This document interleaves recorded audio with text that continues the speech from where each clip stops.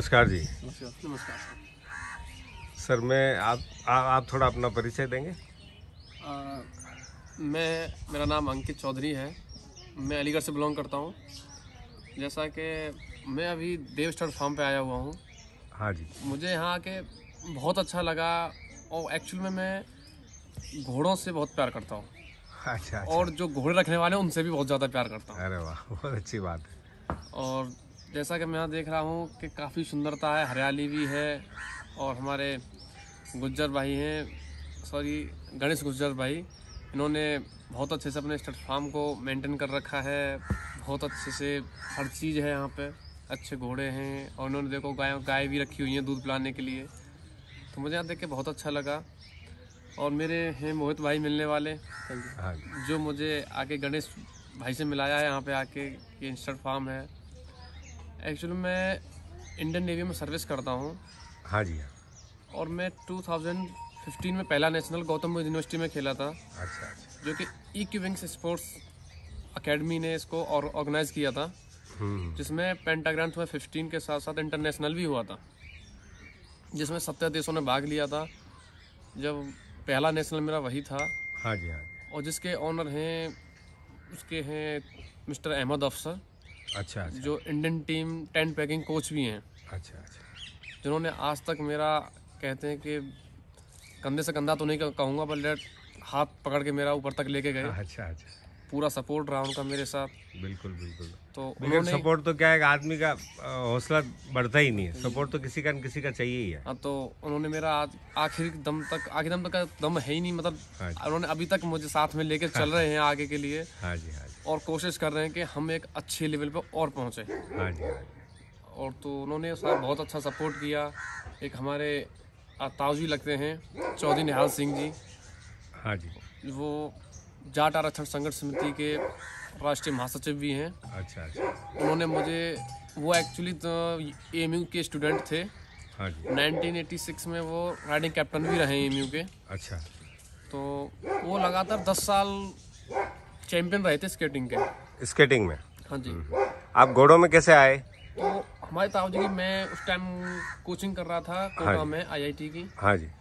तो एक बार जब 2013 में भौंसी में नेशनल इंटरनेशनल चल रहा था। हाँ जी। वो भी EQ विंग्स ने ही, अहमद सर के द्वारा ही उनको ऑर्गेनाइज किया गया था गेम को। अच्छा। तो वहाँ मैं वैसे ही एक्चुअली नॉर्मली देखने गया था। हाँ जी। तो वो देखने के बाद मेरे को लगा कि घोड़े, मतलब पहली बार मैंने एक्चुअली में देखा था घोड़ों से काम ये भी होता है। अच्छा। और टेंट पैकिंग का गेम चल रहा था। तो मैं वहाँ पहुँचा, तो वहाँ मेरी मुलाकात अहमद सर से और ताऊ जी से, इनसे सबसे हुई। तो ताऊ जी ने बोला, देखो बेटे, मैं एक स्पोर्ट्स से हूँ और मैं चाहता हूँ मेरे घर में से और कोई स्पोर्ट्स में निकले। बोले स्केटिंग का, बोला मैं चैंपियन रह चुका हूँ। हाँ जी। लेकिन मेरी ये पर्सनली इच्छा है कि घुड़सवारी, जो एक अपना पुराने बुजुर्गों का हाँ जी, एक शौक था, उसको हम कंटिन्यू करें। बोले आजकल घोड़े कोई रखता नहीं है। हाँ जी। हाँ जी। बोले ये एक यूनिक चीज़ है, तुम इसको रखो आगे, और आगे आप इसमें अपना करियर बनाओ। फिर मैं मैंने 2013 से फिर तैयारी करना स्टार्ट कर दिया। अलीगढ़ जाता था, एक क्लब था, हमारे उस्ताद थे अजीम सिद्दीकी। हाँ जी। जो AMU राइडिंग क्लब के उस्ताद भी रहे हैं। तो उन्होंने क्लब खोल रखा था, मैं वहाँ गया था। तो वहाँ काफ़ी टाइम सीखा मैंने, 1 साल, पूरी 1.5 साल अच्छे से मेहनत से तैयारी की भी की।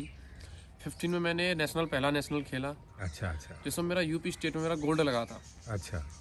उसके बाद थोड़ा मेरा एक हौसला बुलंद हुआ और एक अलग से एक इच्छा सी जगी। हाँ जी। कि अब हमें और आगे और कुछ करना चाहिए और हम कुछ कर भी सकते हैं। हाँ। धीरे धीरे फिर मैं 16 में मैंने अपना एक घोड़ा खरीदा उसके बाद।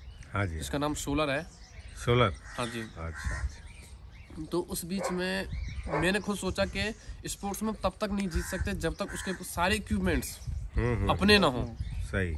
जैसे कि एक हमारा घोड़ा, हमारा एक प्यार भी है और एक गेम का इक्विपमेंट भी है। हाँ जी। जिसके बिना, कहते हैं कि एक, कहते ना कि गाना भी है कि राधा तेरे बिन मैं आधा, तो वाला सिस्टम है। जब तक घोड़ा नहीं है हमारे पास, इस गेम में हम उसके बिना आधे ही हैं। हाँ सही। तो एक हमारा मेन पार्ट होता है घोड़ा। सही है। अब मैंने देखा कि जिस बीच में तैयारी कर रहा था, कि उस टाइम मुझे लग रहा था कि अब घोड़ा, मुझे ये चाहिए वो चाहिए। लेकिन वो तो क्लब था, जो ऊपर जो ऑर्गेनाइज करता है बंदा, वो उसको ही देगा जो जिस हिसाब से खेलता है वो करता है। लेकिन बंदे का इच्छा भी कुछ और होती है। फिर मैंने सोचा कि नहीं, अब अपना ही घोड़ा हमारे पास होना चाहिए। फिर उसके चलते मैंने घर वालों से थोड़ी सी फाइट भी की इस सिलसिले में लेके कि मुझे घोड़ा चाहिए। तो अच्छा। घर वाले कहते थे घोड़ों से क्या होता है, घोड़े तो सिर्फ कहते हैं कि सोना खाते हैं, लीद हकते हैं, बोले घोड़े से हमें कोई फ़ायदा नहीं है। नहीं, फिर भी मैंने थोड़ा स्ट्रगल किया, थोड़ा फाइट किया उसमें। तो फिर मैंने, मेरे बड़े पापा हैं चौधरी श्री रतन सिंह, हाँ जी। उन्होंने मेरे को करा के एक घोड़ा उन्होंने हमने एक मेले से लिया। अच्छा अच्छा, जो अभी आपके पास है। हाँ जी, जो फिलहाल मेरे पास 16 है। हाँ जी। उसको फिर मैंने आगे के लिए रखा, उसको फिर मैंने अच्छे से उसकी पूरी माल, इसकी हर चीज़ मैंने सैडलरी, कानपुर गया इसके लिए स्पेशल सैडलरी लेके आया पूरी। अच्छा। मतलब सब कुछ मेरे लिए नया था, लेकिन मैं धीरे धीरे स्टेप बाय स्टेप सोच के बात करके, कभी किसी से कांटेक्ट किया, कभी किसी से कांटेक्ट किया, हर चीज़ मैंने धीरे धीरे अपना सारा इक्विपमेंट्स जोड़ा। फिर 16 में मैंने 1 साल के ड्यूरेशन में उसको मैं तैयार करके मैं जालंधर नेशनल खेलने पहुंच गया था। पहला नेशनल मेरा जालंधर का अच्छा था, बेकार भी, परफॉर्मेंस अच्छी थी, बट मेरा वहाँ पे कोई प्लेस नहीं था। हाँ जी। हाँ। मेडल नहीं था मेरा, लेकिन परफॉर्मेंस मेरा बहुत अच्छा था। और जिस हिसाब से मेरा फर्स्ट टाइम मेरा घोड़ा भी था, फर्स्ट टाइम मैं अकेला भी गया था खेलने के लिए। अच्छा अच्छा। सिर्फ मैं था और मेरा भाई विशाल था, तो हम दोनों साथ में गए थे। सब कुछ मेरे लिए एकदम नया था। हिम्मत मर्दा मदद खुदा। हाँ, हिम्मत की आपने तो आज इस मुकाम पे पहुंचे हो। तो मैं वहाँ पहुँचा, मैंने वहाँ गेम खेला, तो वहाँ देखा कि बहुत सारे लोग थे। मतलब एक अंदर डर भी था और एक खुशी भी थी कि मैं इस बीच तक यहाँ तक पहुँचा तो सही खेलने के लिए। हाँ। खेलने के बाद वहाँ पे फिर मेरे साथ कुछ डिफेंस वाले पर्सन भी जुड़ गए थे, हम लोग सब मुलाकातें हो गई थी। तो वहाँ से फिर मैंने सोचा कि अपने से तो अच्छा है कि कुछ प्लेटफॉर्म ढूंढा जाए इसको और बेहतर करने के लिए। हाँ जी। हाँ। क्योंकि इसमें बहुत प्रॉब्लम्स भी आती हैं, जैसे मैन ट्रांसपोर्टेशन का होता है, हाँ जी। मेडिकल का होता है, तो ऐसी बहुत सारी प्रॉब्लम्स भी आती हैं। तो फिर मैंने इंडियन नेवी को ज्वाइन किया। अच्छा, इसके तो इंडियन नेवी में आप घोड़ों की वजह से ज्वाइनिंग हुई या वैसे ही नॉर्मल आप? मेरी स्पोर्ट्स कोटा में है, घोड़ों की वजह से ही ज्वाइनिंग हुई। हाँ जी। हाँ जी। ये चीज़ क्या लोगों को आपको सुन के तो उनको थोड़ा हौसला बढ़ेगा कि भाई हम भी घोड़े से जुड़ेंगे तो हमारा भी फ्यूचर बन सकता है अगर बन मेहनत सकता करें है। थोड़ा आप आइडिया शेयर करें कि इसमें कैसे जैसे गए? कि मैं तो एक्चुअल में क्या था, मेरे पास परफॉर्मेंस भी था। उसके बाद मैं जालंधर दिल्ली हॉर्स शो भी खेला था। तो। हाँ जी। उसमें मेरी 3rd प्लेस लगी थी दिल्ली हॉर्स शो में। हाँ जी। लेकिन वो एक होता हॉर्स शो पर, लेकिन उसका लेवल जो होता है वो एक नेशनल के टाइप का ही होता है दिल्ली हॉर्स शो का। हाँ जी। हाँ जी। तो वहाँ भी परफॉर्मेंस मेरा अच्छा था। तो हमारी एक इंडियन नेवी एक नई टीम खड़ी कर रही थी कि स्टीयरिंग। एक्चुअली इंडियन नेवी में मेन टीम है पोलो की। अच्छा। हमारे सारे पोलो प्लेयर हैं, पोलो के घोड़े ज़्यादा हैं हाँ जी। और पोलो बहुत अच्छे लेवल से खेला जाता है। और हमारे यहाँ बहुत, हमारे जो साहब लोग हैं हाँ जी। बहुत अच्छे खेलते भी हैं। अच्छा अच्छा। तो साहब ने सोचा कि टेंट पैक में घुड़सवारी की टीम है, हमारे पास घोड़े हैं, तो क्यों ना हमने एक टेंट पैकिंग की टीम भी खड़ी कर दी जाए। अच्छा अच्छा। तो फिर उसके लिए टीम खड़ी कर रहे थे। तो फिर मैंने ऐसी मुलाकातें की तो मुझे पता चला कि नेवी में वैकेंसी है। हाँ जी। फिर मैंने वहाँ के लिए ट्राई किया, अच्छा अच्छा। तो मेरा सिलेक्शन वहाँ पे मेरा हो गया था। हाँ जी। बधाई हो आपको। धन्यवाद। और बस मैं ये कहना चाहूँगा कि घोड़ों में कहते हैं एक तरीके से, मैं ताऊ जी ने एक बात कही थी, चौधरी निहाल सिंह जी ने, हाँ जी। कि बेटे घोड़ों में रहना, करना, सोना ही सब कुछ नहीं होता। जब तक उसकी लीद में से तुम्हें खुशबू ना आए तब तो समझना कि तुम घोड़े के लवर नहीं हो। हाँ हाँ हाँ, बिल्कुल बिल्कुल। वो लीद में से आपको खुशबू आना जरूरी है। हाँ हाँ, सही। बोले बदबू आएगी तुम राइडर नहीं बन सकते। जब तक दिल से जुड़ोगे नहीं तब तक आपको वो खुशबू और बदबू में आप फर्क ही रहेगा। फर्क रहेगा। बोले कि अब आप घुड़सवारी लाइन में जाना है तो बोले आपको बिल्कुल से समझ लो कि घोड़ा एक इंसान है और तुम एक इंसान के साथ हो। हाँ जी। हाँ जी। उसके ज़रिए से मैं आगे बढ़ता रहा, चलता रहा, हर बार गेम खेल रहा हूँ। अब मेरा अभी एक नेशनल में, एक में 16 के जो सेकंड नेशनल हुआ था, 16 का जो 17 में हुआ था 16 में हुआ था। हाँ जी। उसमें मेरा नेवी से ही मेरे पीरियड में गोल्ड मेडल था। अच्छा अच्छा। फिर उसके बाद हम 17 में खेले। 17 में भी मेरा शायद 17 में कुछ नहीं था, मतलब प्लेस थी सिर्फ, मैं हमारी 4th प्लेस थी। अब अभी भी आप कंपटीशन में फाइट करते हैं? जी, अभी हम कॉम्पिटिशन फाइट कर रहे हैं। फिलहाल हमारी तैयारी भी चल रही है, जो फरवरी में है।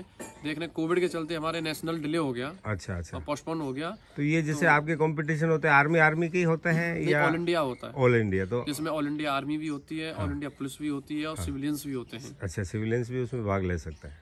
कंपटीशन बहुत टफ होता है। उसके लिए अब वर्ल्ड कप की तैयारी चली है कि वर्ल्ड कप हमारा हर 2 साल में एक बार होता है। अच्छा, तो अब अगर वर्ल्ड कप की फाइट है तो वर्ल्ड कप अभी कहाँ होगा ये?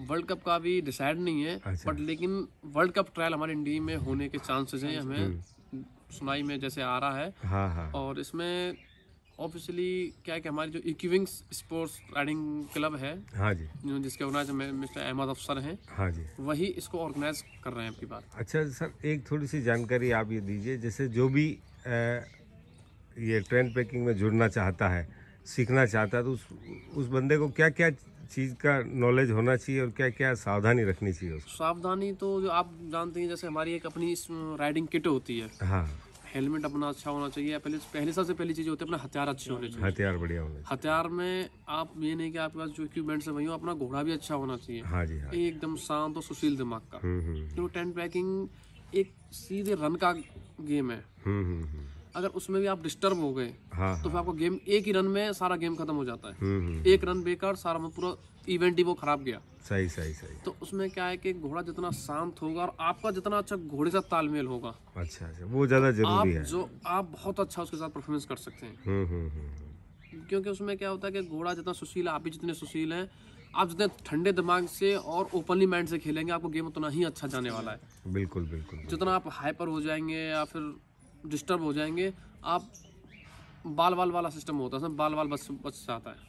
अच्छा, एक जानकारी और दीजिए सर, जैसे ट्रेन पैकिंग में किस टाइप के घोड़े ज़्यादा बढ़िया रहते हैं? क्योंकि आप तो प्रैक्टिकल हो। मेरा जो मानना है वो अपने प्योर मारवाड़ी चल जाता है। अच्छा, बहुत अच्छा चलता है। तो इसमें किस टाइप का होना चाहिए, क्या हाइट का होना चाहिए? हाइट आप नॉर्मल हाइट तो होनी चाहिए। हाँ, नॉर्मल में जैसे 60 का, 62 का, 64 का। 62 मेरी जो शोल्डर है खुद की, जिसमें मैंने मेडल लिया, वो 64 है। 64 है। हाँ जी। अच्छा अच्छा। बट लेकिन इसमें क्या है कि जैसे हमारे पीवीजी भी खेलती है, प्रेसिडेंट बॉडीगार्ड, हाँ जी, उनके घोड़े बहुत हाइट वाले होते हैं, हाँ, थॉरोब्रिड होती है। हाँ हाँ।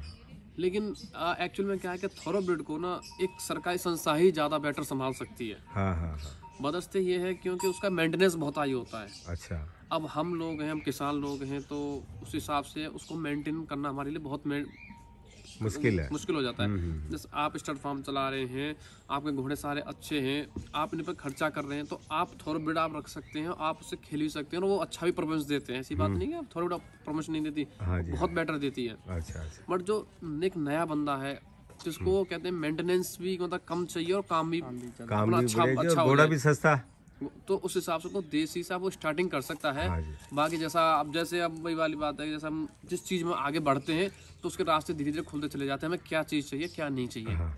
अच्छा, एक चीज़ और आप बताइए, जैसे आप ट्रेन पैकिंग के लिए जो घोड़ा आप यूज करते हैं, जी, तो उसको जैसे वर्किंग किस टाइप से देते हैं, कितने टाइम देते हैं? वर्किंग तो हमारा वही 45 मिनट्स का ही होता है, 45 मिनट का। मॉर्निंग का ही देते हैं सिर्फ। अच्छा, सॉरी, नहीं कोई। तो उसमें क्या है, जैसे 40 जैसे एक्चुअल में क्या है कि हम टेंट पैकिंग जिस टाइम करते हैं, हाँ जी, एक घोड़ा चलता है हमारा राइट पैर पे, चलता है लेफ्ट पैर पे। हाँ हाँ बेटर हमारे लिए जैसे हम रन छोड़ते हैं हाँ। तो घोड़ा राइट पैर होता है तो हमारे 90% चांस बढ़ जाते हैं। अच्छा अच्छा। एक्चुअली में जब घोड़ा इस पैर पे होता है तो बंदे का हाथ भी यही होता है, तो वो आगे बढ़ता है हाथ। हाँ तो लेफ्ट पे चला जाता है तो बंदा इस हाथ को बढ़ा रहा होता है और राइट को, पहले घोड़े का जो पैर है वो लेफ्ट साइड को खींच रहा होता है आगे को, उसमें थोड़ा बंदा डिस्टर्ब हो जाता है। डिस्टर्ब हो जाता है। ऐसा भी नहीं है कि आप लेफ्ट जा रहे हो तो आपको कुछ कर ही नहीं पाओगे, आप कर सकते हैं, बहुत अच्छा भी कर सकते हैं, हमने भी किया है। हाँ।